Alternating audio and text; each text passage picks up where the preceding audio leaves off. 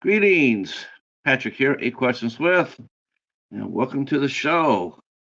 It is the last show of the week, and it is the last show of Women Entertainment Month here on the channel. And we are closing it off in high style as we are welcoming in actress and model Greta Volkova will be here with us in about 15 minutes. And she has starred in so many fun movies. It's gonna be fun to talk to her, and hopefully you guys all stick around and catch this interview because it's going to be a fun one. Hey, Jaden, how are you?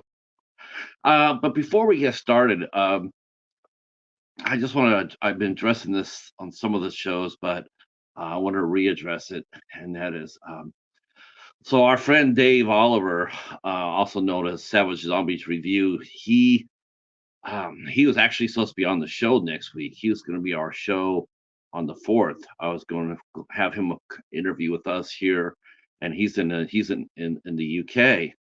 And then he posted a video up saying that he had hurt his back. Well, that was just the beginning of his problems. That it wasn't his back that got hurt. Was having some sort of heart problems, and he got flown over from the Isle of Man to Liverpool for surgery. And today I saw from Rick Mellons, from the old AF reviewer, Ricky had posted an update, and it's looking pretty grim. He had I guess he had a 13-hour surgery, and then on top of that, he suffered a stroke. And according to Rick's video, he's in a coma. Now, I'm not sure if that's a coma induced by the stroke, or if that's a medically induced coma that they put patients into to give them a chance to stay quiet and to heal. So we don't know that. But regardless, it's not good. Not good. So I don't know Dave all that well. I'm not going to sit here and say, yeah, him and I were best pals. We knew each other on YouTube. We were starting to talk a lot more, but I've always respected him. I've seen him on plenty of our channels. I've seen him plenty on Garrett's channel. I've seen him on a lot of talking movies, and like I said, I was just starting to get to know him a little bit better, and have him come onto the show, and then he gets really sick like this, and quite honestly, it really sucks. Because I do know this, I can say this about Dave, is that he's one of the nicest people I've seen in our community. He's always had a nice word for everybody. I've never heard him say a negative thing to anybody, anywhere, anyhow. His knowledge of movies is really good. Um, he's an action guy. He likes action movies. He likes horror movies. He's just a young guy too. I don't even think he's 40. I think he's in his 30s, if I'm not mistaken. And to have this happen to him is just heartbreaking. But I know we can all rally around him, and and before you go to sleep tonight, hit their knees and say a prayer to him and his family, because they really need it at this time. He is in a fight for his life. So it's one of us. It's one of our community. It can happen to anybody. It can happen to you. It can happen to me. And we all need to, rally around each other during this time. So please keep Dave in your thoughts and prayers. And after all, I mean, I've heard some people not wanting to do the show with me, but that's taking it to the extreme. And we need to talk to him about that when he gets better. So, all right. So Stephen, hey, how are you? Uh, okay, that would be awesome. That would be awesome if she could do that. Tiffany Ellen will be here, by the way. Um, uh, uh, uh, Dave has he's an English guy. He's an Englishman, and he had complications. He had heart surgery, and don't know exactly what happened to his heart. But while he was in surgery, he suffered a stroke. So no, no, he's not. No, he's not the. No, he's not. He's not the big black guy. He's a big white guy, but he's a super nice guy. it's what's really important. And he really is. He's got he go to his channel. It's all we'll post it in his channel. Maybe I can do that to maybe I can get Echo to drop this channel link over here for me if you're Echo, if you're still here, and we'll drop this link down in the chat. You guys all go over there and either sub to his channel or leave him a comment on his latest videos. Tell him to get well. Yeah, it's gonna be a good show, Steven. It's gonna be a good show. It would have been an outstanding show because Dave was gonna be my guest on the. I was gonna do a double header, and Dave was gonna be my guest in the afternoon, and then Chanel's gonna be my guest on in the evening. So, uh, you think if the show would? You think the show was outstanding already? Just think what it would have been if I would have had both of them on. Holy cow! But yes, Chanel Ryan will be here with us on April 4th. Uh, I had a lot of fun last night. Wow, that was so much fun this week. Um, Talking movies. Just been just a really fun week with us. Um, uh,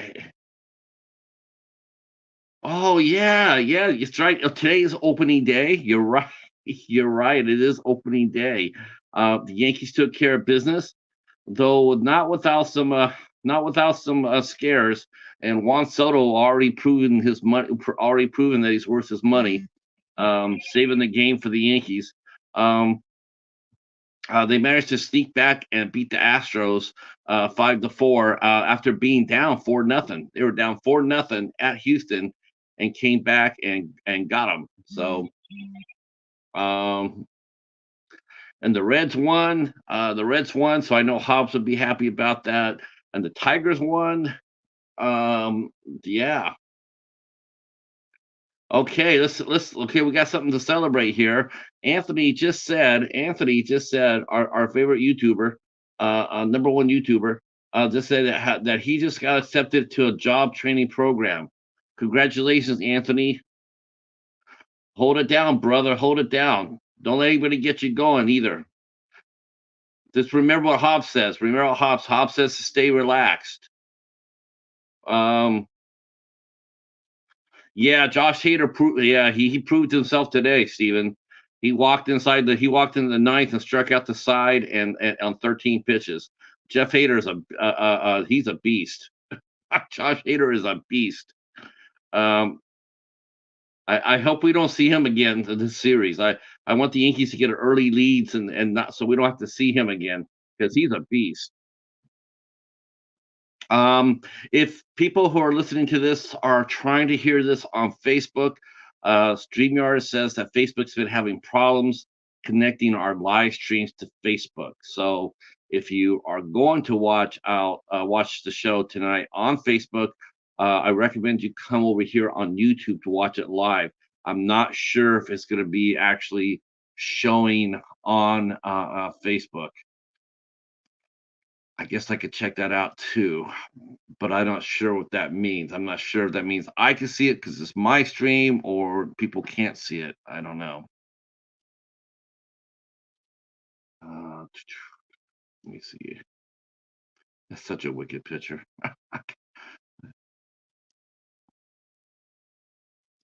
Okay.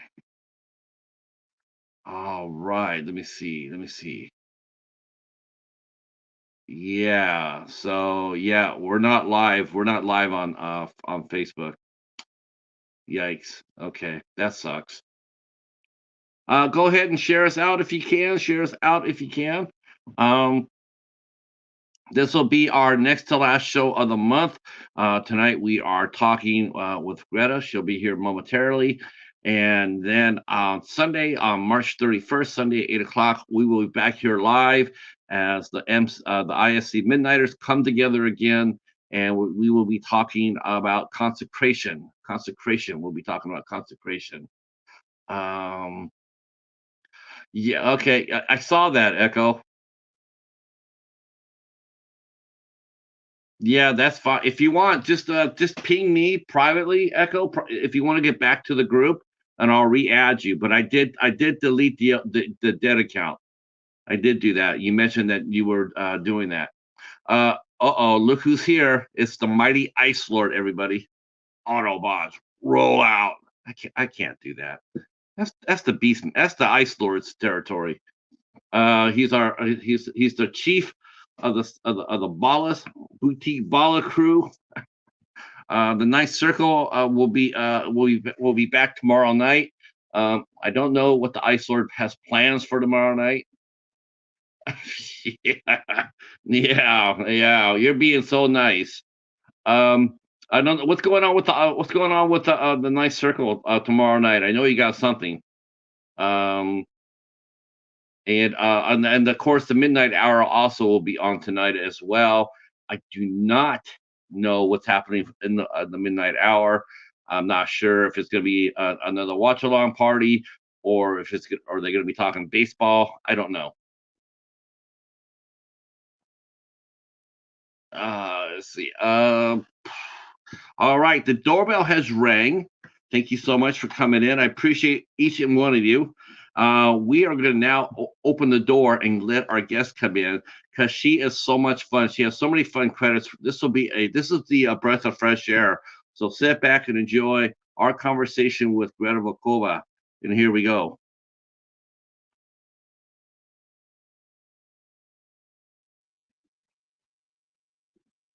Yay! Hello. Hello. Wow, this is different, isn't it? Can you hear me okay? hmm I see a So picture of a cat in the corner. that's the cheetah. Ah. He's half cheetah. He's part orange cat, and he's half a British short hair, and he's half cheetah. And I have no idea how that happened. I have no idea. All I know is that that's what he is, and he really is that. And he is fast as hell. He's fierce, but he's also very loving. Nice. Um, I was going to say welcome to the major leagues, but I was afraid if I said that, Steven and Echo would come over and stone me. So welcome to Oh, welcome to welcome to the show, and I'm glad you're here. We're gonna well, have a lot of fun thank tonight. you. Oh, thank you Um, for inviting me. I love your credits. That when Steven when he first told me he was bringing you on to the House of Horrors, and I'm going, well, like, okay, I know that face somewhere. What do I know it from? He goes, Bigfoot versus zombie, and he said that because he knows the reaction I have to that. I'm like, oh, Steven, because we had so much fun with that movie. Now, now I saw that movie way back when, before I knew anybody on anywhere on any level. And hmm so I told this to Rob from Wild Eye. I told him, I said, that is and I still say that today, even today, that cover of that movie is the best cover I've ever seen Wild Eye put out. hmm That cover is absolutely insane. Um, it's a fun movie. It's a lot of fun. You do a lot of fun movies. You've done Sharkenstein, you've done House Shark, Bigfoot versus Zombie. Um, so before we get into those things, we do got to go back for the one question I was going to ask you, and it's the same one everybody asks. But how did you get your start in the movie business? So I didn't catch the acting bug until after I graduated from school, so I never took theater or drama. Um, I got into it through a friend, through a school friend. He had been acting with these two guys who would do like these art house style films, like kind of like Grindhouse, experimental stuff, and they would have film festivals at the back of this museum. And so I went to a couple of their film festivals, and like a lot of it was very out there, but it was like very fun. And one summer they posted that they were looking for extras for a sequel to a feature film, and it was like a 70s like an exploitation film, like ridiculous, with like the afro and the bell bottoms. And I'm like, that sounds amazing. So I signed up to be an extra, and I actually became a character in film throughout the summer, and I kind of got a taste for that. And it was shortly after I saw an audition for a local black and white monster, a horror movie, like an homage to like the old Universal and Hammer films, and it was Tales of Dracula, and I was like, oh my god! So I went to that audition, and I eventually was cast as one of Dracula's brides, and I Nice. networked with some of the actors from there, and started going elsewhere throughout my state, and down to Pennsylvania to network with other actors and directors, and that's pretty much it. Isn't it amazing how much networking you actually do? I mean, it's like, I guess they call it like jungle drums, right? Where you could talk to somebody down in the south, let's say you're in the south of Pennsylvania, and you talk to a few people saying, "Hey, I'm going to be available I'm going to be available. I wonder what's coming up. Is anything? I wonder if anything's coming up north." And that they'll take that and they'll take it up north, and before you know it, you're contacted with somebody up north saying that, "Hey, I hear that you're looking for some roles. Looking for some films to work. I got something that might fit your style, might fit. Here's the script. Let me know." Before Mhm. it's just all about going to one location in Hollywood and auditioning, or doing tapes, self tapes and sending that out. But I think with independent film, I think a lot of it is old school word of mouth. Like, I'll tell somebody, they'll tell somebody, they'll tell somebody, and before you know it, you're connected. Yeah, because I've had a lot of actors, ask me like, how do you go about, finding work, and a lot of it is networking. Like just befriend other actors, befriend directors, and they will post on, different social media platforms about upcoming auditions, or sometimes if you know a director, sometimes they don't even have auditions. Sometimes they'll just, pick who they know. Yeah, I mean, okay, look, I know, like Mark Polonia is definitely known for that, right? He's got that John Mhm. Ford mentality goes, where he has his own acting troupe. And he has the same people he uses over and over and over. Now, he's not the first one to do it, no, either today or, yet, like I said, John Ford did it, Jack Webb did it. There's a lot of directors that use John Sturgis did it, that use the same people over and over. Now, I do know on one hand it's really good for me, for as a film director, I'm going to use everybody I know. I have my own, and that's good in one respect, in that you got 80 people there that you can count on. And that's Mhm. a big thing for independent film too, is the dependability, right? It's so important. Um, but I mean, do you feel like after, because how many movies have you done for Mark? You've done I quite a few. think about six or so.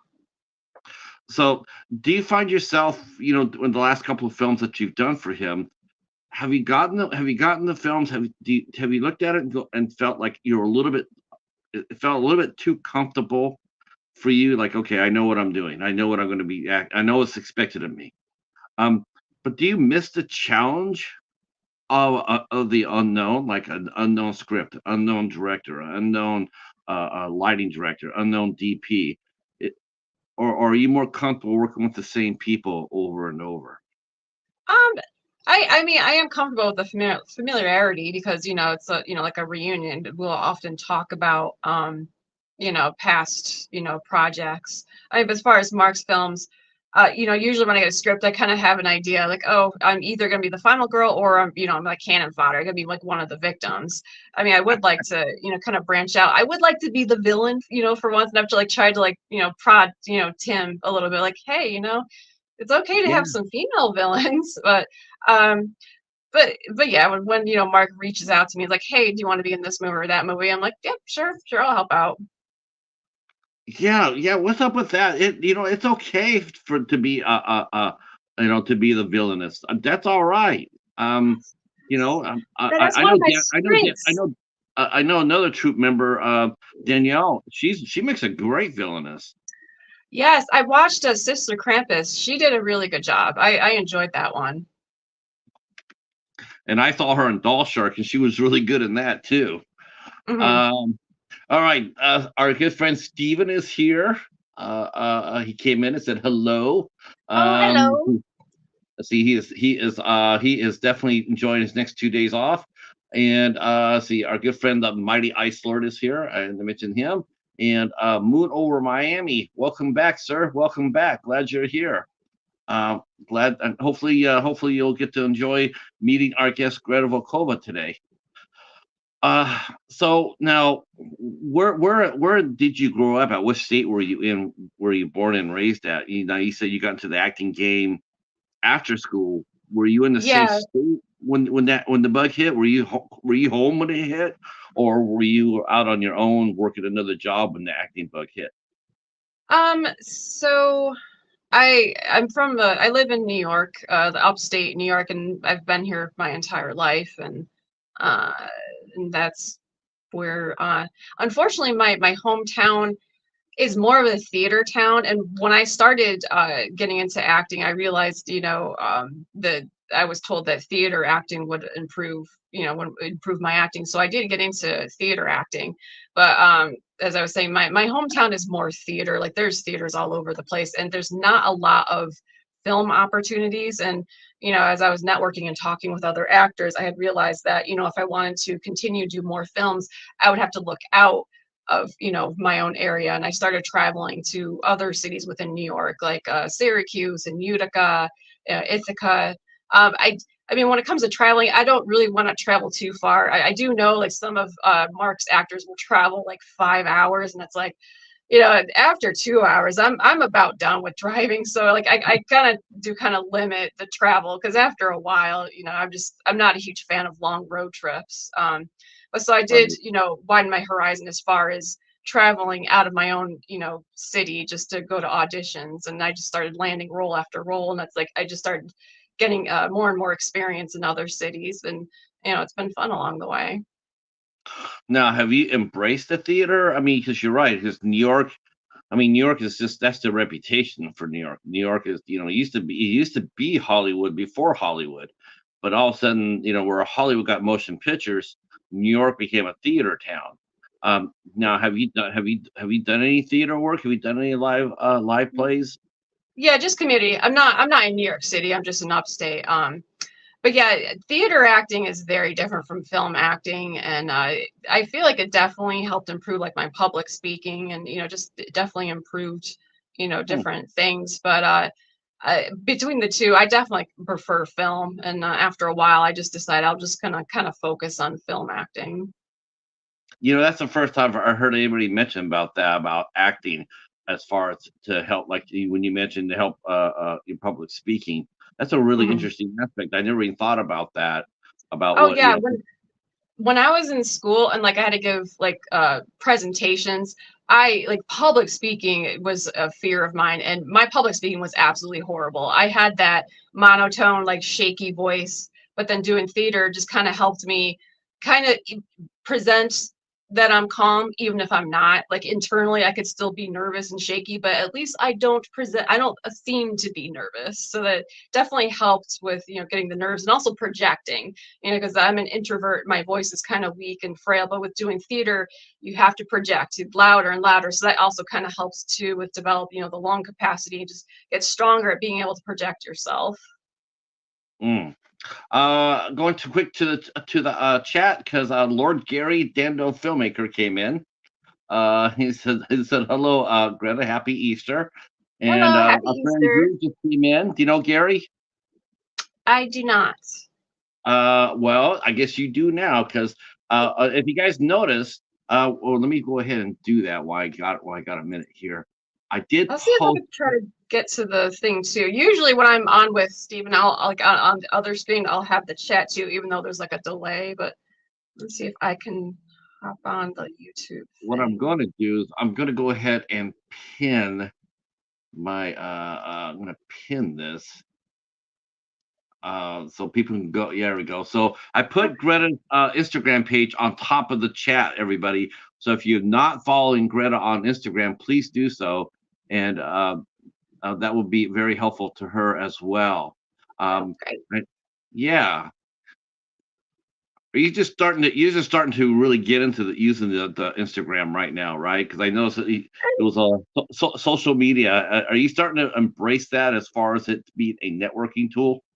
I mean, I have an X account and a Twitter account. I have to admit, I'm not on those as often as Facebook. Like, I'm more predominantly on Facebook, but I do check in once in a while, see if there's a message, if there's messages or anything. But I don't typically like scroll and, check, friends' feeds on those other platforms because, like, it just, with having like multiple, social media platforms, it would just be very time consuming to be scrolling through all of them. So I'm more predominantly on Facebook. Okay, okay. We will put that down in the description box as well. People can go over there and say hi to Greta through Facebook. Now, do you have your regular Facebook page and your acting page? Yes. Okay, so I will be putting the acting page down and at the end of the interview, and you guys can go over there and follow her as well on Facebook.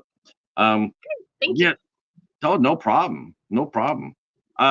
So we're going back to public speaking because public speaking is like one of the they say it's like one of the one of the things you get scared of. Like there's three things that people are scared of: Yeah. taxes, death, and public speaking. Um, and yeah, you're right. I mean, you have to be able to to project your voice. You have to be able to emote. And if you don't, I mean, it is sort of hard to be an actor, right? Yeah. And with doing live theater, like one of my fears is just like blanking out and forgetting my line. And that had happened to me during the one of the dress rehearsals, and it just like rattled me. I'm absolutely terrified. But the other actors were trying to comfort me and saying, "Oh, this is actually a good thing it happened during dress rehearsal because this means this won't happen during the actual show." And I'm like, "Yeah." At first, Yeah. I thought, "Okay, you're full of it. You're just trying to make me feel better." But that was the case. But Yeah. and there was one show where it did happen with my co-star. He blanked out and I was freaking out and it's like, what do I do? Like, do I try to feed him his lines? And I could hear the director like cursing behind the curtains and it's like, oh my, but like the audience actually didn't really know it was happening because it was a high emotional scene anyways. Like he was all, his character was already kind of panicking, so they didn't realize that he had come, like he was blanking out and stumbling, and he did eventually remember his lines, but like all three of us were just completely freaking out, and like that's like my biggest fear is like having a blank out during live theater, and I have not been on stage since then. I bet you the whole incident probably took less than a minute, but it probably felt like 10 minutes on the stage, right? Yes, it's an Yeah. agonizing, like each second just feels like eternity. They say, you just go out there and wing it. You try to wing it, so because you don't want to have any empty space. So burst into improv if you possibly can. But I don't know. I mean, to me, I'd probably be just like that guy. I'd probably be like, "What's my line? What's my line? What's my line?" I think I would be too nervous just to spout off anything that came to the top of my head. Um, Yeah, and I think improv too is a very good skill to have. Even though I don't really do theater anymore, I do know some people locally that had like an improv thing, and I remember at the time when I was doing more theater, I had thought about taking up improv because that's a really useful skill. Because like yeah. even with public speaking, I'm good at scripted stuff, but when it comes to people asking me questions or more improve, with improv things, I don't have that down. And I think that is a really good skill to have. Well, I can tell you right now, doing a show like we're doing right now is all Hmm. improv. It's all improv. Yeah. And I'm getting a little better with interviews. 'Cause I know early on with podcasts, I would just answer a question like one or two words and then silent. So I Yeah. am an introvert. It is kind of hard to kind of keep conversations going. But I feel like I have gotten a little bit better with Oh my podcasts over gosh. the years. No, I think you've improved 100% from the first time I saw you. Oh, 100%. Oh Oh, yeah. thank you. Oh yeah. Watching you with of course, it helps. Coming back to, it helps coming back to a familiar host. Like you and Mhm. Steven have done a few interviews Mhm. together, and now when you do talk, you are definitely a lot more comfortable in it, and the conversation just flows really naturally. Um, Mhm. Now, is that something you notice yourself talking like that, and you go like, "Man, this is all right." I'm with somebody I know. I'm in good hands. I trust them. Mhm. They're gonna do right by me. Do you find yourself just do you look for that same sort of security and same sort of safety when you look at scripts? Is that one of the reasons why it's like you would work for Mark for a while. You do a lot of Mark films is because you have that same sense that I'm safe no matter what I do. If I blow a line here, it's not going to be the same as if I was blowing a line in front of an unknown director. Hmm. I mean, yeah, there's definitely comfort in, knowing him and knowing, the other cast. And too, his scripts are fun. They're campy horror movies, and I'm always down to either watching or doing a campy horror film. His movies are fun to do. We have a lot of fun on set.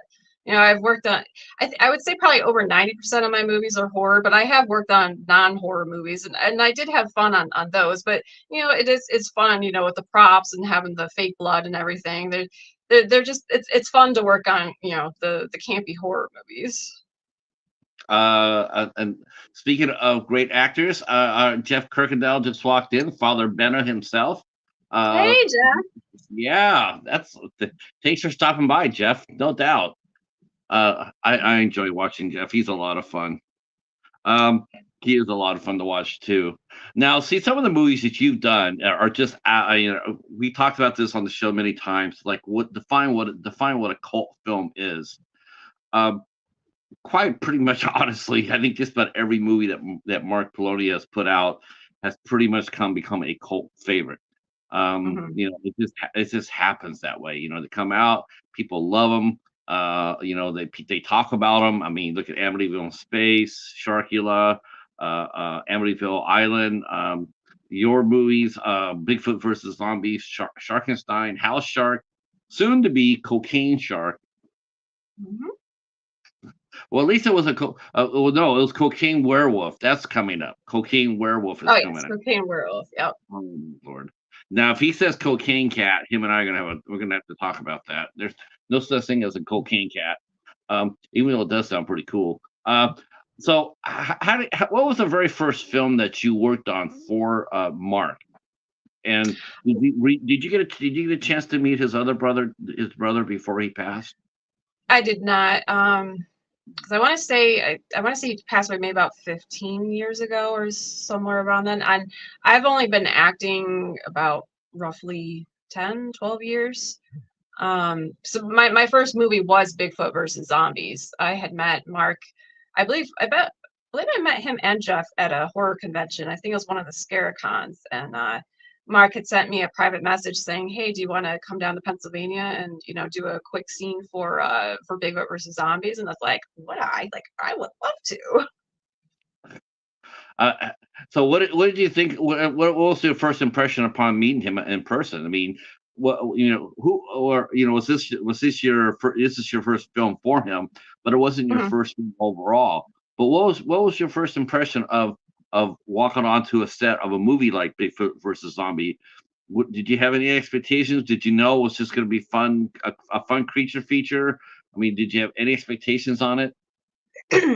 I had no idea what to expect. I mean, as far as meeting him, Mark is just like a very down to earth, just a nice guy. And when we were filming, he just said, "Yeah, just come right up to the house." So when I went over, I got to meet him, got to meet his wife, got to meet Anthony, and then we drove up onto Ken's property. A lot of the forest scenes are done on, because Ken has a large property. So we just went out, somewhere back in the in the wooded area and just filmed my outdoor scenes where I play a photographer and just going out picturing taking pictures, and then I'm trespassing. I go under a fence, and so it was all on Ken's property, and it only probably took about an hour or two, and like that was it. Like, nice to meet you, and we'll be in touch. Ah, okay. All right. Now that wasn't your first film. You're right. That was your first film for Mark, but it wasn't your first film overall. So you got your feet wet with Tales of Dracula as an extra. But your first movie that you did, when you got a name in the credit, and that was Hellbound, right? Yes. I think a lot of the movies were kind of filmed around the same time, but then sometimes the movies aren't released.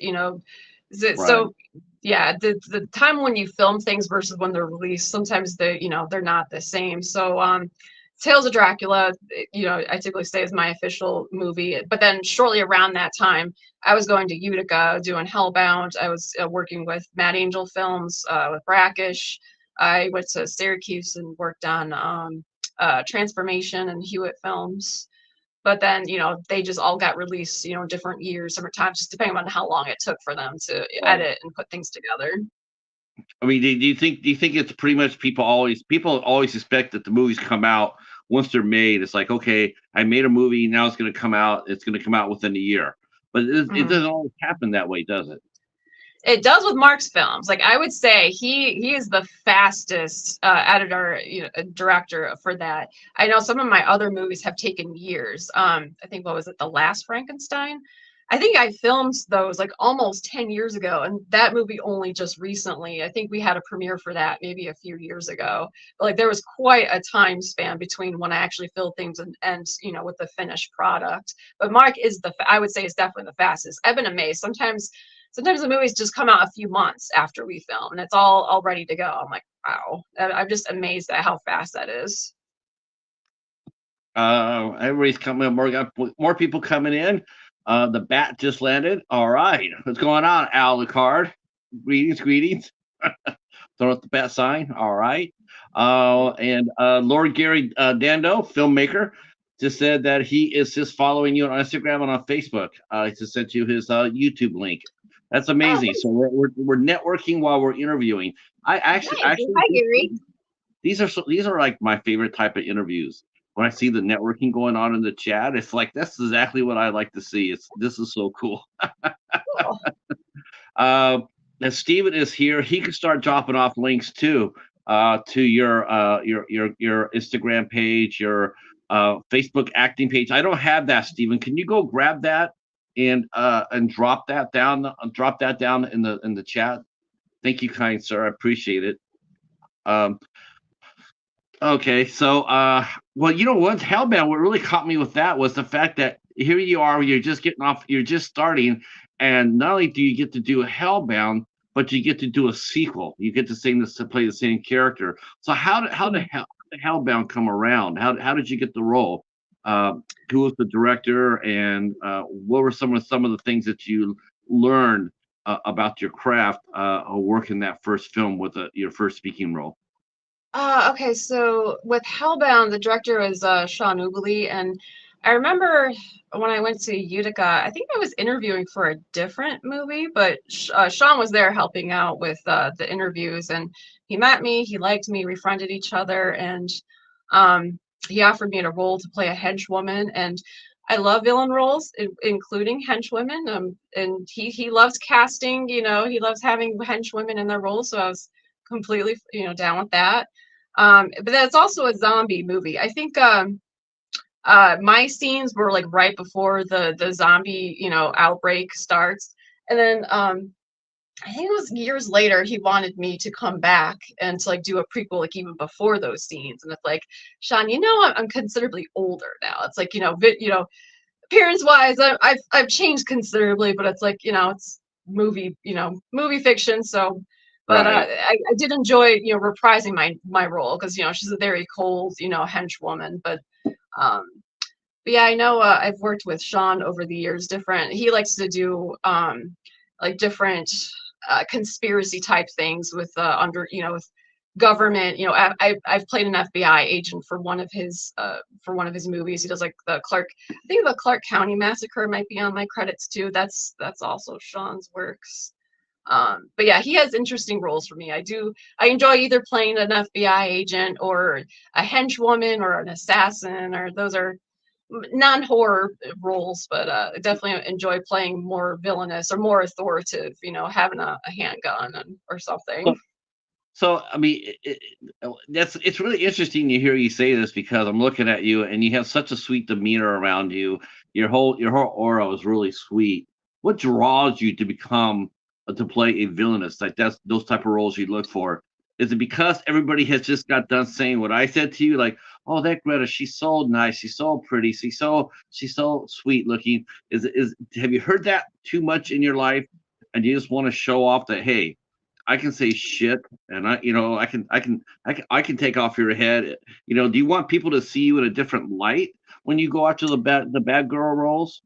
It's not that I want people to see me in a different light. I just see it as a great outlet. Like playing a villain, you get to be as angry as you want to be. You get to be as sadistic as you want to be. It's just like a great outlet to just let things out, let things that you kind of like have bottled up inside of you. It's really fun to play evil because like villains and roles, they get to break the law, they get to do whatever you want, and you can't do that, in real life. So it's a great outlet just to play an evil witch conjuring a demon or a vampire who's murdering victims. It's just a great release. And I've I, always I like watching, I would watch movies, like James Bond movies, and the villains are always look like they have fun, and it always looks fun, they watching always look villains in they always movies. look like they're having fun until they're being dropped, down into a satellite. For Pennsylvania, no, for me, Greta. Wee. Okay. you know, Well, it just Pennsylvania, you have that Centralia, that one city that's Silent Hill. haunted and smoking. Right, right. Silent Hill. That's right. Mhm. Um, now, let me ask you this: then what has been your favorite heroine role that you've played, and what has been your favorite villainous one that you just got to be evil as evil could be, and you enjoyed it? Um, Favorite hero. I mean, Sharkenstein kind of comes to mind, but Madge, I remember playing her. You know, sh I was told to kind of think of Velma from Scooby Doo. I mean, she was Yeah. interesting to play. What was it? Is it Camp Blood 7? I think I ended up being the final girl, although she kind of goes crazy right at the end. But I just like throughout the most throughout most of the movie, she just was very level-headed and logical, and like, well, let's go this way to look for so and so, trying to be the logical one with like what to do in this situation. Uh, Trying to think of any other heroine Well, I roles. like that. She goes a little bit crazy at the end. That sort of reminds me of Tourist Trap. That's what happened to that final girl. She got her friends in the jeep, but she was gone. Her brain was snapped. She was driving out Oh, of town, and they show her, and she's like she survived, but she's just crazy. And Texas Chainsaw Massacre too.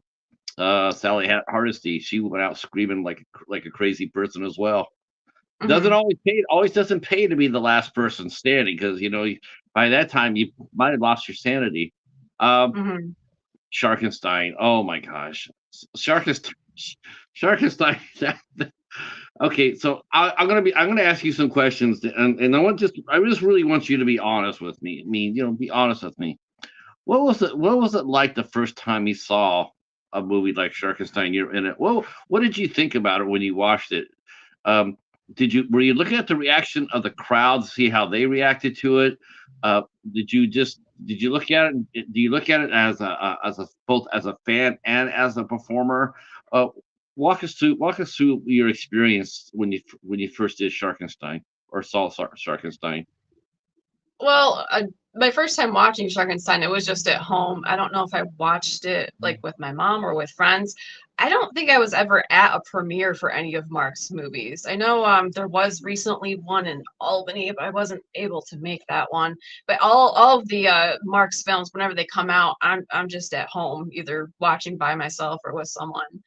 Oh, okay. Um, but I remember my first time watching, that was actually my first time actually seeing the Sharkenstein because when when we were filming, the only practical props that we had were the fin and like during the surgery scene, we had like the actual like a heart, then the brains, but I didn't know what the Sharkenstein looked like because we were supposed to react to it, but I didn't know I didn't know what it was gonna look So they like. they used the shark fin for you to react to a shark fin. I remember. Well, I remember there's a group picture of the fin like with the Frankenstein like the stitching on it, and I remember like posing pictures with it, but I don't actually remember when we used that unless they used it for other scenes that I wasn't in. But I remember holding on to the actual fin prop. I just don't remember filming with it. But as far as what the actual creature looked like, I had no idea until I had sat down to watch it. And yeah, it was interesting. Okay, we're not done with that yet. The transformation scene when the lightning strikes and then he transforms and like grows the the arms and everything to walk on land. I'm like, oh, okay, that's what we were reacting to. James Carolus was awesome in that movie. Yes. The sideways hat. Sideways hat. Oh, yeah. I love Sharkenstein so much for that movie. I tell people, since you can watch this, as this check this out, and here comes James Crummer on the screen. He's got that sideways cap going on. It just kills me. Let me. And I love the Japanese cover poster. They had all of our characters looking in the same direction except James. He's the only one like looking in the opposite direction with his cap. I'm like, I love that little tidbit. We're all looking all in this one direction except him, except Skip. Like, of course, Skip's not looking. You know what? It's like if Mark if he does another Sharkenstein, I don't care how he does it. I don't care if he has to make him a time machine to go back to get him, but he's got to bring back James and that damn hat to make Sharkenstein too. That's for sure. I love that. It made me laugh. All right, people are here coming in. Thank you so much. I see you, Mr. Bowes. Thank you. Hi, Betty J. How are you? Let me catch up real quick. Got some. Al the Card, the Bat, aka, says if you haven't seen Tales of Dracula, he recommends it. Why am I not surprised by that? Thank you, Mr. Lucard. Al Lucard. Thank you, Mr. Bones. Thank you. Echo is he's traumatized by any mention of the word Velma. See. Lord Gary mentions Greta, you are so cool. You have a beautiful personality and very down to earth. Agreed. 100%. Thank you. And have you seen Terror Tunes 4? I'm in the end credits as Indiegogo supporter. Oh, okay. Gary. So you're okay. We'll have to look for you. Hello again, Betty. And yeah, that's fun. That's so much fun. I'll have to look for Terror Tunes because I don't know if there's like a line of toys, like action figures. I think I have like one of Elvira. I don't know if it's called Terror Tunes, but yeah, I'll have to look into that. I know that my friend Mike was in that one, Terror Tunes 4. Mike Ferguson. I know he did an appearance on that. So you did Tailbound, and then you did Brackish, and you got to play the witch in that movie. So was the witch your first time that you played a villainess? Well, I would say Tales of Dracula was probably my first time because when I become a vampire, I am evil. Right. One of my first victims, I had to learn a line in Romanian, and at the time they had like the Google Translate, but at the time they didn't have like the audible, like I couldn't hear like a Romanian person say it. So when I spoke it, I have no idea if I'm speaking it with a Romanian accent or anything. It's like I speak a little Russian, so it's very likely I'm speaking a Romanian line with a Russian accent, but I say that before or after I murder someone. So I would say Tales of Dracula is probably my first villain role. Al says we're waiting for Sharkenstein 2, and I said me too. We're all waiting for that. We all want to see a Sharkenstein 2. Have Son of Sharkenstein or Bride of Sharkenstein. I mean, in that movie, I loved when I memorized all the lines of all the different Frankenstein movies from Universal and from Hammer. So it's like you have your pick of with all the titles: House of Sharkenstein, Bride of Sharkenstein. After Bigfoot versus Zombie came out, and after you did the first movie, that's probably the most well-known movie at the time, right? As far as it being big. I mean, did the other movies come out? Did they? Because I mean, I saw Bigfoot versus Zombie when it came out on a Family Video, and that was 2017, 2018. Mm-hmm. Yeah, Tales of Dracula, I filmed most of those scenes in 2013. That didn't premiere until 2015.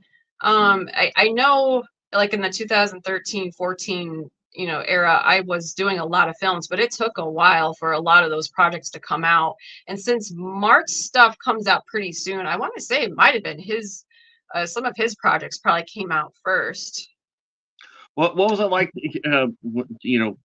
Did you look at the press for it? Do you read reviews of your movies? Do you watch yourself in your movies? Oh, I watch myself, and I'll occasionally read reviews, and just try to ignore the negative ones. Some will say, oh, acting's wooden, this and that, and sometimes it's like more personal, like, oh, these people are overweight, and it's like, oh, they're too ugly, and it's like, that's really, it's just Yeah, very harsh and mean, but yeah. I mean, I'm talking about credible reviews, like in newspapers or websites that are credible. Like, do you ever oh. read any of the reviews like that? Um, Professionals per se. I don't really recall like any like actual those type of reviews. Like, if someone posts, a link to them, I'll read them, but off the top of my head, I don't really recall like actual like published reviews. It's just one of those things where you just know, like you know what it is, you know what you're getting yourself into. How do you keep yourself motivated and challenged when you do a movie like that? Like going in, it's Sharkenstein, it's Mark Polonia. There's got to be half of you going like, you're already laughing and already going in. It's like, what has he got us into today? Well, we're gonna possess the green Kia today. I'm so in for that. And then there's half of you as a serious actress that wants to sit there and like, I'm doing this. Yes, it's another credit on my resume, but at the same time, I really like to sink my teeth into something a little bit more serious. Like I really liked the movie. I really liked the his that he did was Amityville Death House. That was a little bit like pretty cool. It was a credible slasher film, and Mhm. it was serious. It wasn't just it wasn't Sharkenstein. It wasn't like you saw Sharkenstein, the sideways hat, and you're like having a good time. And Amityville Death House showed that Mark could do a more serious type of a straight horror film. Mhm. Um, do you find yourself gravitating to the movies now, where if he does come out with more with like if he had a chance to do, let's say, an Amityville Death House, stronger horror, more straight slasher type of movie, or versus a Bigfoot versus zombie. Now, would you be more inclined to work on the more serious film, or would you still go ahead and do the comedy one? Um, What would be your reasons for it?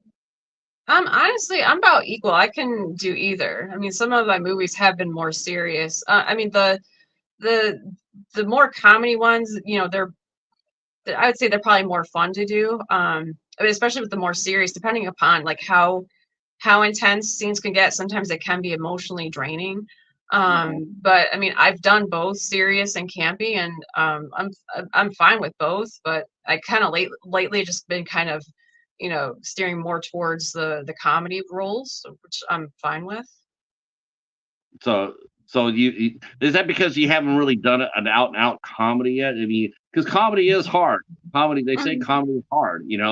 So I get that. I'm just thinking to myself, you've done some of those movies. It's like, do you find yourself wanting to do more serious fare? Do you want to showcase your being an actress a little bit more with better dialogue, more meat on the bone per se, to improve, or because I mean, I guess that's what I'm asking. It's like, do you feel challenged? How and if not, what are you going to do to do that? I mean, is that something that's important to you to Um, sell yourself a little I bit mean, more I've out there? I have done the more serious roles, and I know locally, in my area, like I said, there's not a lot of film opportunity, but there has been auditions that came and went, and some of them I just kind of passed up on because some of them were like very serious, and some of the content was like very, like relationship things, really relationship, problems and trauma and whatnot, and it just kind of seemed a little too draining for me, and I just passed up and didn't even go for that. I just kind of wanted kind of lighter, things to work on. I didn't really want to sit with, like a really heavy, like a drama thing, especially if, the content was, good to be something to that effect. So, I mean, as far as challenging, I have done things like that in the past, and it's just, you know, seen it, done it, and just, kind of moved on. Like I'm fine with, lighter movies now. Okay, I can. That's perfectly fine. You know what you know what's coming, and you can relax. And you're right. I mean, doing a movie like that probably a lot more relaxing to do because everybody knows that it's going to be a fun movie, and they can't wait to see what it looks like on screen. Um, Now you've done some. What is in your opinion? What has been the one role that has challenged you the most that really made you work hard as an actress? Um, I mean, I think as like what, as far as roles, it's like the probably only challenging ones would be as if I have to do like research. If the character is like really different from me, if I have to, start watching YouTubes to if there's like an accent I need to take on, or if the character's so different, I need to start watching videos of people I'm trying to channel. Um, Yeah, I mean, it really hasn't been a lot of challenge, that sort of challenges. I mean, I know on theater, some of the theater things that I did, I had to put on an accent. I remember there was one I had to take on an Irish accent, and I can do some accents, but I found the Irish brogue was quite difficult. So I found myself having to listen to, like native Irish people just, telling stories and just kind of getting that, the rhythm of how they talk, just trying to pick that up. And I've had to do that with a few other accents. And I mean, as far as behaviors, like I'll watch movies and just if there's like a character I'm trying to channel or emulate, I'll just watch different things to just try to take on personalities or mannerisms of other people. But I'm kind of like a mockingbird. If I'm exposed to something enough, I can start to mimic it. Oh, that's cool. Yeah, I've heard people do that. That's a gift. That's a gift to be able to pick up on that. Um, hey, Greg, how are you? How are you? All right. Our good friend Greg just walked in. Gary has a question. I think we answered it, but let me go ahead and answer it again. Greg, says, what age did you start acting, and what was your first feature film? I'll let you go ahead and I don't know if I don't think I actually got your age Um, proper. so I think I started acting, I think maybe 2012-ish. I would Okay. say Tales of Dracula is probably my first feature film. So, yes, we're looking at probably about 12 years ago. And that was the Bride of Dracula. Mhm. Me. Oh, Sorry about that, Al. Let's see. Good, Greg. Good. I saw your coins. Brilliant. Uh, now, as far as I'm going to go back to your work here because I'm just curious. Now, you've done short films too, right? So you've done short films. What medium do you like better? What do you like better about short films, say for very versus feature films? Um, do you get looked for? I mean, people know who you are in your town. If I was going to do a student film or a short film, and I knew that I had someone of your caliber in town, I would want to ask you to come and act in my student film. Do people come to you a lot and ask you to do things like that? I have been involved in student films. I remember early on when I was trying to get experience, I actually was even traveling to like hour away universities just to get some experience, get some student films. But I know, like in my own town, I know some of the professors, and I did get involved with some of the student films. That my hometown, like the used to be referred to as the Parlor City, and my hometown is the home of the Twilight Zone. It's Rod Sterling grew up in my hometown, and for a while at the one SUNY college, they were doing a series of films in homage to the Twilight Zone called the Tales from the Parlor City.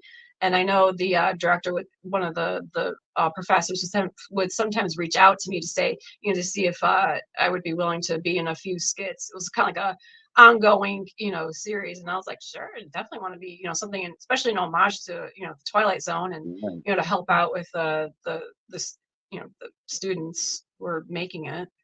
Well, that's so cool. I didn't know you lived there. Wow, that must be fun. That's where a genius lived at. That's for sure. Um, And I'm proud to say I'm from the Twilight Zone. what's your favorite 2 or 3 Twilight Zone episodes? Um, I like the episode with the bookworm who all he wants to do is read, and then Right. he kind of gets his wish, but then his glasses break at the end, so it's like you like feel so bad for him. Yeah, that's a really sad one. Yeah, I think there Uh, was another one that was also really sad. It was a prisoner one. There was like a prison colony on this remote planet, and the prisoner had this android who looked yeah, exactly like a woman, and he bonded with her, and his sentence was over. And the guards are like, we can't take her, so you have to leave her behind. So like that was another kind of a gut wrenching. He leaving his companion, even though she's a robot, but he had such a strong bond with her, and just I think the footage of her like like getting yeah, covered in dust or something. Just I don't know. I thought that episode was pretty sad too. yeah. It's a great one. That's with Jack Warden and Gene Marsh. Yeah, that was a great one. Yeah, they're all What about great. you? What was one of your favorite episodes? The one I really like the most is Death's Heads Revisited. And what's really funny is, like, most people say that their favorite one is the one with Bill Mummy. The one, it's all good, the one who could kill you with his thoughts. That's, Billy, everybody's like, it's all, whatever he does, the adults have to tell him that it's good. It's good, Anthony. It's good. And the week after that episode came out in the broadcast, Death's Head Revisited aired. The funny thing about that episode is I grew up watching Twilight Zone. I never saw that episode not one time until the Sci-Fi Channel, like in 2002, 2003. Never saw it, and I thought I had seen them all. In fact, when I was watching it on Sci-Fi Channel, I thought it was a lost episode, and I Oh, guess in a way it was because it never aired. It never aired, not once when I was growing up. And they used to have marathons. So I mm, used to watch all those marathons. I knew all the Twilight Zones until I saw that one, and I was like, I didn't know about this one. And by God, it isn't the best one I've ever seen. wow. Um, Yeah, I don't think I've yeah, seen that one because I haven't seen all the episodes, but I do try to catch an episode here and there. sure. Who were some of the actors and directors that influenced you? As in terms of becoming an actress, is there anybody either on screen or in your hometown that encouraged you to become an actor? Like I said, it was a friend who got me involved, but like I remember growing up, I grew up watching horror movies, but I would sometimes watch the older ones, and I'm very partial to the gothic horror, so I watched a lot of like Dracula and Frankenstein movies, and I just, I remember occasionally watching the Hammer movies, and I have a soft spot for Hammer horror, and I just remember I just loved like the Dracula movies with the vampire brides. I just thought they were so beautiful, and like the long gowns and the long hair, and it's like I want to be a vampire bride, and I did eventually get to become one, but I just remember like watching it on screen.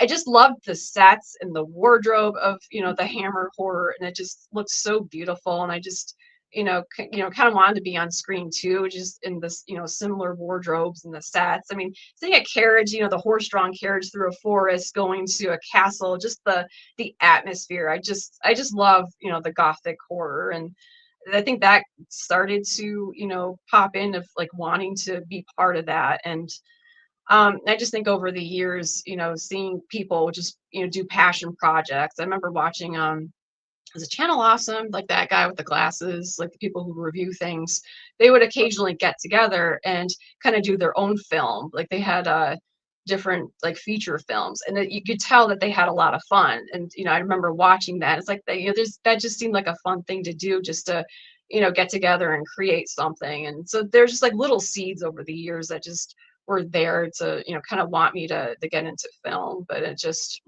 all came to a boil when I finally got the opportunity. And I'm like, this is fun. I want to continue doing this. Gary wants to know our favorite horror movies. Mine is probably will be a Dark Song, even though I don't think it's a horror movie per se. It's definitely a spiritual movie, but I would say a Dark Song is my favorite. I'm sorry, what was the name of it? It's called a Dark Song. Huh. That's as far as growing up. Probably my favorite. The first horror film that I saw that stayed with me the longest was a movie called Grizzly.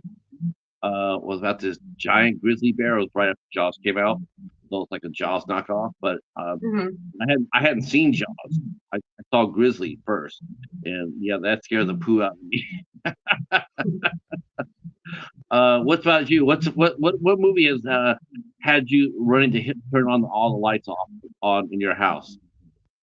What's been the scariest movie you've seen? So when I was really little, I was scared of Return of the Living Dead, but then as I got older, like I appreciated the humor in that. It's kind of like a dark like a comedy horror. It is now like one of my guilty pleasure. I do love it, but I remember being really little. Like I was scared of Tarman. I was scared of the zombie swarm that they would when they would tackle the paramedics and the police officers. But that's definitely one of my top favorite. But going back to the gothic horror, I do love Bram Stoker's Dracula and pretty much any other Dracula adaptation. Great. That means you love Van Helsing then. Yes. That's it. A lot of people don't like Van Helsing. I don't understand that. I love it. I think it's so much fun. Great werewolf. Speaking of werewolves, we'll be talking about that in a minute. Great werewolf, great Dracula. Now I know the details are sort of skimpy on this, but what can you share with us about Cocaine Werewolf? Has the movie been made yet, or is it in pre-production? What can you share with us? Believe it's all filmed. Like I filmed all my scenes at the end of December, and so I want to say it was probably done filming by then. I know as far as that, we can only whatever's on IMDb is kind of what we're limited to. So I want to see if at least the synopsis is there. I will say it has an interesting take on the werewolf legends, because typically it's the full moon that causes the transformation. This one is going in a different direction. So I'll just kind of leave it at that. Okay, it is IMDb, so we can't talk about it. It has Jeff in it, and Jamie Morgan, Marie Di Lorenzo's in it. Titus Himmelberger. He's a really good actor. Titus got some skills. Our good friend Tim Hatch will be there. Is in it, so that will get me in it. Greta is there, that'll get me into it. What did you think of the term Polonia pal that Steven came up with? I mean, do you feel, is that something that you guys all talk about? Like, you guys all, do you have a name for the troupe of actors that you work with, Mark with? Do you guys all have a name for yourselves, or has that pretty much become the official name? We actually have not come up with a name, so I would say Stevens is kind of an unofficial, because we'll reminisce about previous projects, but we didn't really have a name for ourselves. But so I didn't know if it was like Polonia family, but Polonia pals, Polonia regular, like we don't have an official term, but Polonia pals is cute. Okay. Jeff saying, Jeff just put it in canon right here. Jeff saying, Cocaine Werewolf is like the Avengers of Polonia pals. Avengers of Polonia pals. Okay, it's canon, so yeah, we're officially Polonia pals. All right. That means, that means. I did not see him in the credits, but now that Jeff says that, I have a feeling we'll see a cameo by our good friend James Corollas with the sideways hat. We're all Oh. hopefully, Yeah, I hopefully. haven't seen James in a while. It would be nice if if he got back into it, if he's able to. Has anybody left? I mean, some of the actors, have they gone on? Have they retired or gone on to different projects that you worked with them before, and then they leave? Has that happened so far? Um, Probably. I mean, I'm not in contact with everyone who's worked with Polonia, and I know some of us we do work on other projects outside of Right, Polonia. right, right. That's what I was going to ask you next. I mean, like, I don't. I think. Let me double check on that. I want to. I'm hoping this year I'll have not one but two different werewolf movies coming out. The one is Mark's, the other one is Mark of the Werewolf, which is Mark of the Werewolf. that's a Wolfbane. It's the same production as Tales of Dracula, and Joe DeMiro collaborated with the director from Colorado. He came up to film it in Pennsylvania and New York. I'm hoping it comes out this year, maybe in October. Yeah, it looks really cool. Good cast too. Yeah, Dennis. I've seen some of these folks before. So now, when did you shoot? When did you shoot? Or you said you finished it. When did you do Mark of the Werewolf? Gosh, it's been a few years now. Like 2 or 3 years ago. I want to say maybe 3 years ago. We filmed one summer. They weren't done, so Dennis came back the following summer to finish up. But then he's still kind of throughout this. He's been kind of adding some additional scenes in Colorado. I think Mary had flown out to Colorado to finish things up. He had found a woman to be a stand-in for me to do some additional scenes, but it looks like the script has changed quite a bit. So when the final project comes out, I might not even recognize the movie, but we'll see. Jeff just dropped a bombshell for us. Exclusive here on 8 Questions with James Corollas will be in Cocaine Werewolf. Oh, nice. Exclusive here, nowhere else.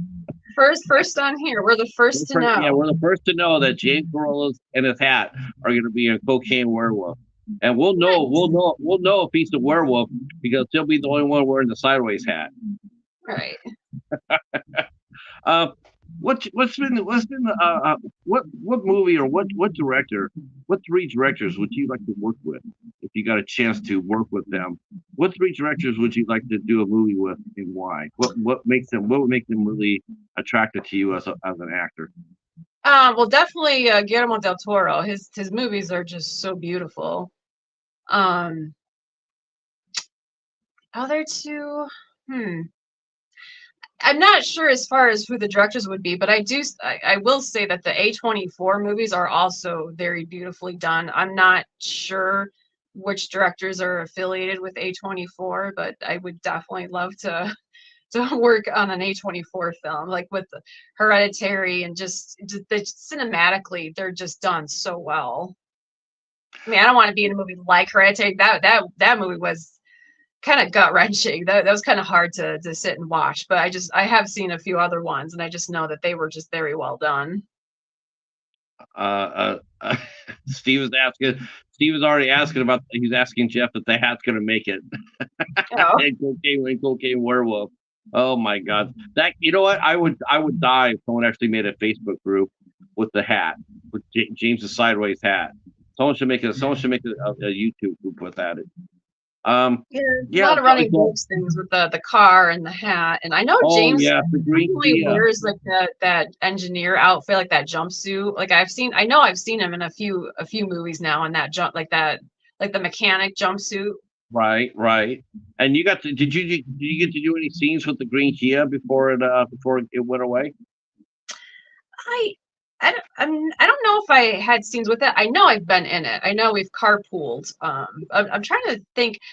I think we're in that in Sharkenstein. I think we're driving in that. Oh yeah. I believe you are too. I think Mark has a Kia and he has a boat. Yes. That's good though when you're a filmmaker, right? You don't have to worry about logistics and getting equipment out when you got things like the Kia and the boat in the back pocket. That's a good thing. It helps for indie filmmakers to have that sort of because movies like that A lot of movies, they don't have that sort of action in it because they don't have the, and in all practicality, in all seriousness, the fact that he's able to bring his own props to the movies, it's probably a huge plus, a huge plus. Mhm. Now, have you done any conventions yet? Have you been on the convention circuit? Have you been asked to do anything like that? So over the years, I've been at convention tables. I know Wolfbane Productions has had tables at local conventions. Like we used to have a sci-fi one, and Wolfbane Productions would have a table, and I would be invited there. I know for years past, I would sometimes get invited to share a table up in Syracuse. They would have a Comic-Con, so I was just invited to kind of share a table and try to sell some DVDs. I haven't been to a convention in a long time, as far as being at a table. Like I'll sometimes just go, just as a patron, just to check things Yeah, out. But yeah, I have been, and I think when you're, Wolfing Productions sometimes goes down to Monster Bash in was it Pittsburgh, Pennsylvania. I went with them the one year to also sit at the table to help promote Tales of Dracula. But so I've been there with film, a film production, or sometimes I'm just kind of sharing a table, just to, you know, sell my DVDs and to also watch, the other table and, check sure. on things.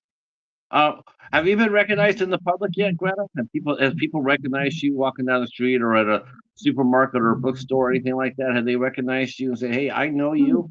No, because I find a lot of people do not like horror movies. It's just I don't know. The people, yeah, I mean, I walk around downtown, like people, if I'm in a store, people will look at me and I don't know, is it because they recognize me? Is because do I got, some schmutz on my face, But I don't think I've ever been approached and like, hey, I recognize you. At conventions, yeah, but like if I'm just wandering downtown, I've not had that, that experience yet.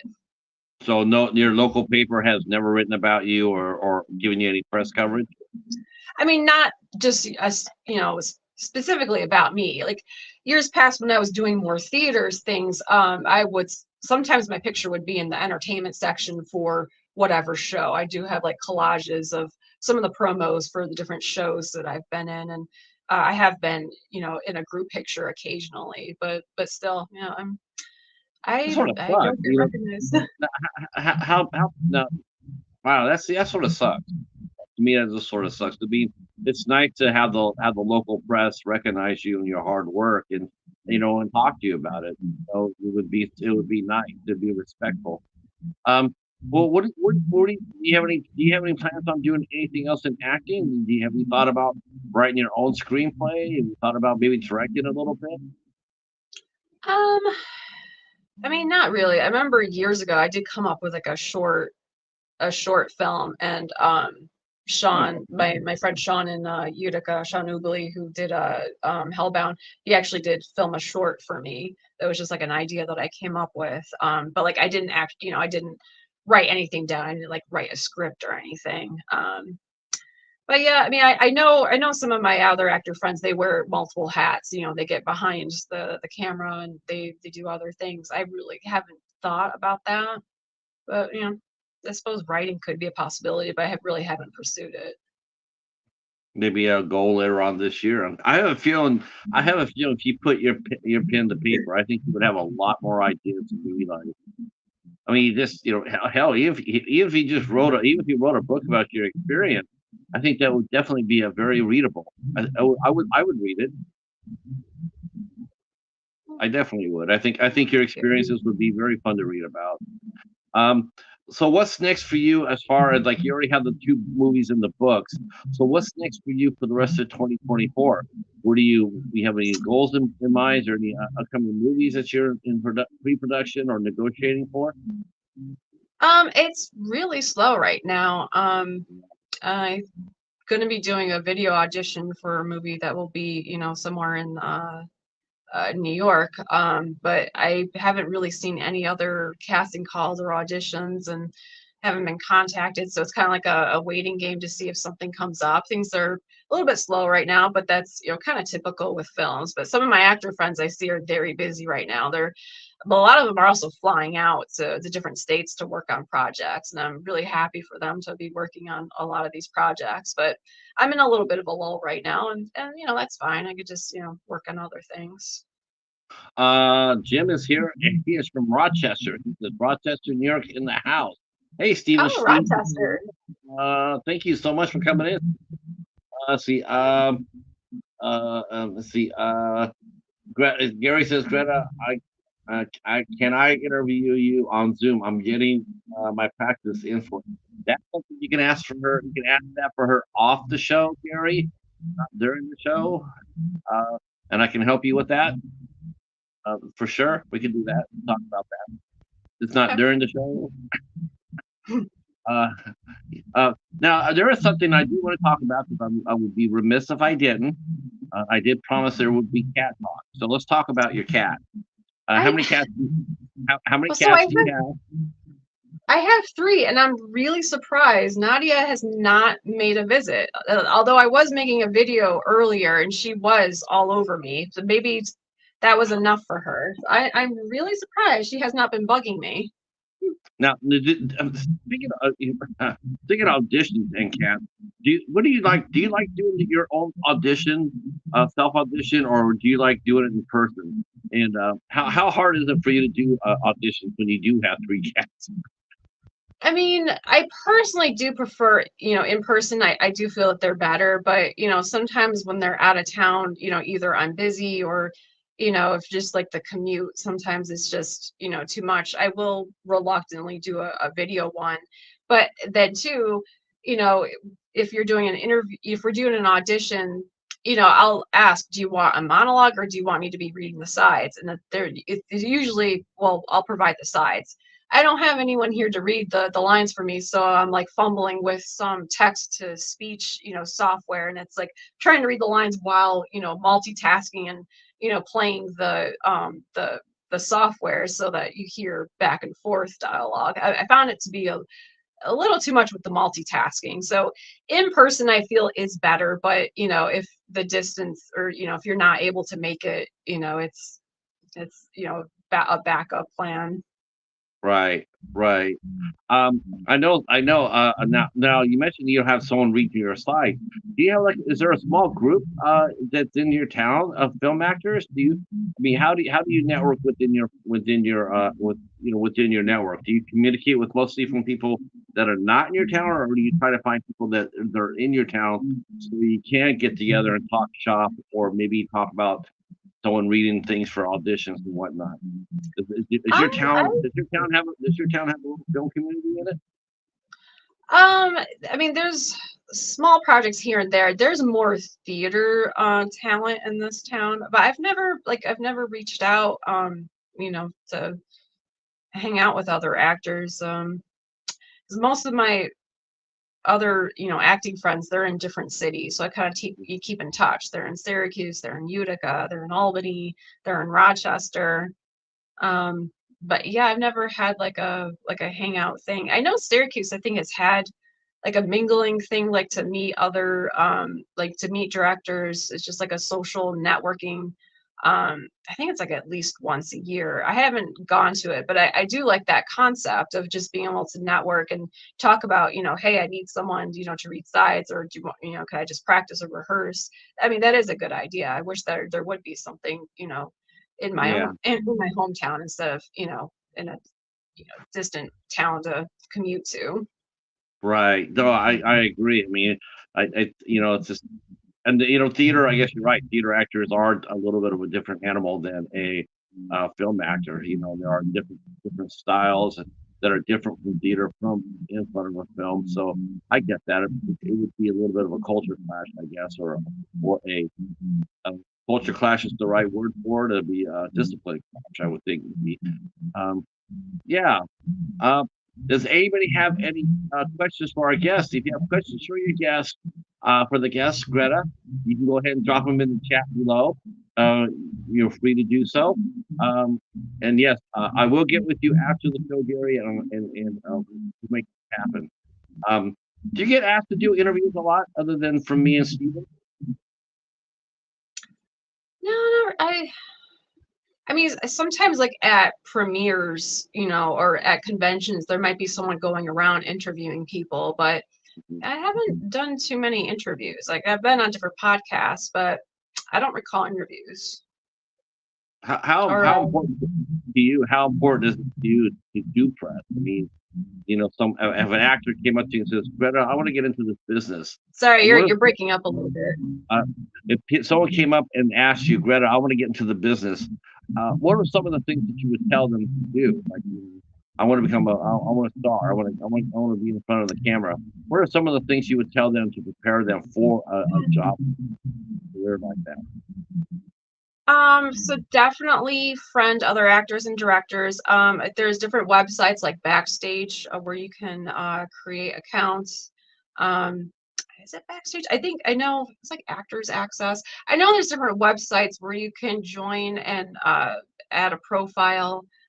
Yeah, there's Backstage. There's also this Actors Access. I get emails from them all the time, and I set my location, but they still send me like, oh, here's something in Texas. Here's something in Georgia. I'm like, it's a little too far for me. Like I clicked on, my location, but yeah, so definitely networking with people and just checking out websites like Backstage, Actors Access.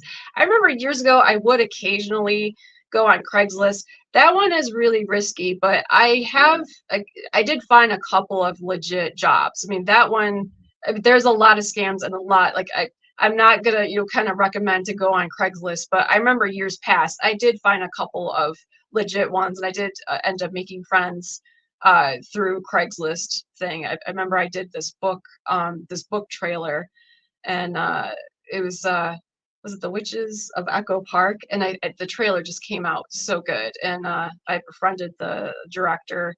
It was Heather. She's from Albany. That was a legit project, and I actually got a few of my local friends involved because she was still looking for other characters to cast, and I think the trailer came out pretty good. That was a really fun project to work on. So there is Craigslist, but a lot of caution with that because there's a lot of things, and I haven't been on it in a long time, so I don't even know what it looks I like now. I I just know in the past I did occasionally find things.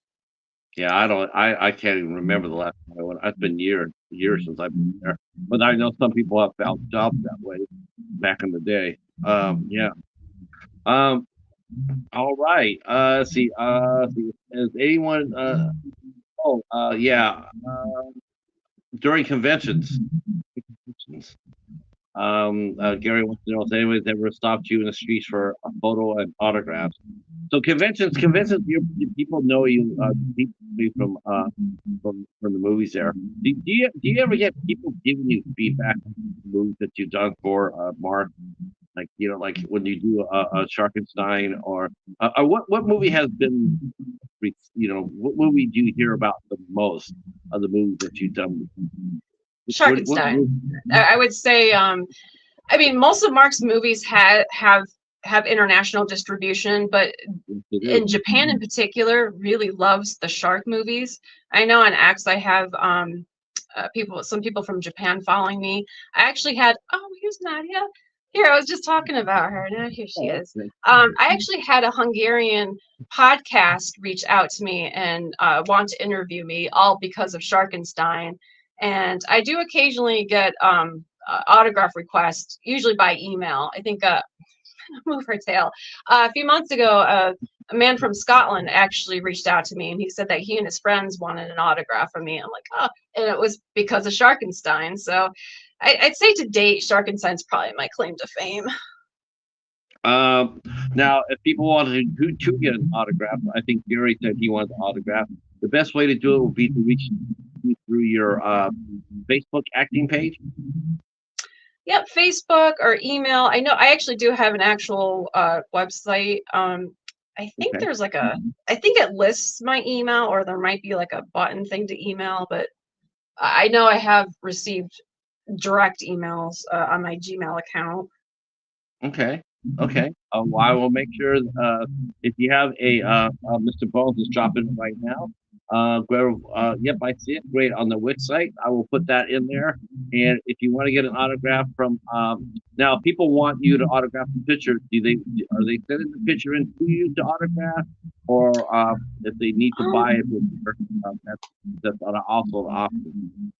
So So the guy from Scotland was the first person who actually kind of followed through, because usually I'll just ask for like compensation, just the cost, cover Right. the cost of postage and whatnot. Yeah. He didn't care. Like I asked, like, well, do you have an image in mind? Like, do you have a size in mind? He didn't care. If someone wants an autograph, I can ask if they have a specific image, or if a specific size, and if they're willing to cover for the cost of printing and shipping and handling, I can print out, for whatever photo service thing, whatever they want. Sure. And that's more than fair. More than fair. Fair. And if you do send Greta a picture of their own, sure that you have a address envelope for her to put it back in. That will also make it a lot easier too. Postage, but send a return envelope with proper Yeah, I've address. never had anyone send me anything. With the guy overseas, I just directly just sent him something, but I've never had anyone ask regarding that. So I just will, cross that bridge, if it comes to it. All right. Mr. Bones is sitting there putting the address there. Contact Greta Volkova, Volkova9@gmail.com if you want your an autograph. That's very kind of you. And to any of you out there who collecting autographs, that's a good one to get. Now remember, there's no sideways hat coming through back. Don't be disappointed. But we will be seeing him and you back for Werewolf, so that'll be very exciting. I want to thank you for coming out and hanging out with us, even though we only got to see one cat, but that's still more than I did. Paladin went downstairs. That's all I'm gonna see. The other two, they're a little more shy. You know what? Yeah, I think cats are shy about it for some reason. Paladin used to be up here every single show for like a stretch of like 40 or 50 every night. Every time you hear me talk, jump on here and walk across. But the last 50 or so shows, not so much. Because I've been there, I've done it, I've still seen. I want to thank you for coming and hanging out with me, Greta. I really enjoyed it. I enjoyed talking to you a lot. I knew this was going to be a lot of fun, and it was a real honor to talk to you about your craft and how you approach it, how you see it, and good luck in the future. I'm looking forward to both Mark of the Werewolf and, of course, Cocaine Werewolf. Of course, if Mark was really cool, he would make it Cocaine Werewolf on Werewolf Island, which will make our friend Echo very happy because he's been looking for another Werewolf Island movie. So it's Cocaine Werewolf on Werewolf Island, like the perfect movie for me. But I won't be the one making it. We'll leave that up to the professionals. You guys in the chat for coming out and being very engaging. I appreciate that. Remember to keep our friend Dave, Savage Zombies Review, keep him in your prayers. And we will be back here on Sunday night, 8 o'clock, March 31st. And we will be watching and covering, we'll be discussing and talking about consecration on the 31st of March. On Easter, we're going to be talking about possession on Easter. I can't think of a better time to talk about possession than on Easter.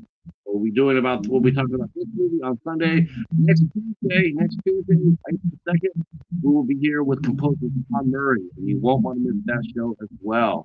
That one's going to be a lot of fun as well, as we talk to someone who's got composed music for over 100 movies. 100 movies. We'll be here with that on Tuesday the 2nd. Thank you so much, Greta. Stay right where you're at, and to everybody else, we'll see you later on tonight over on the midnight hour. Talk to you soon. Bye, everyone. Talk to you soon, and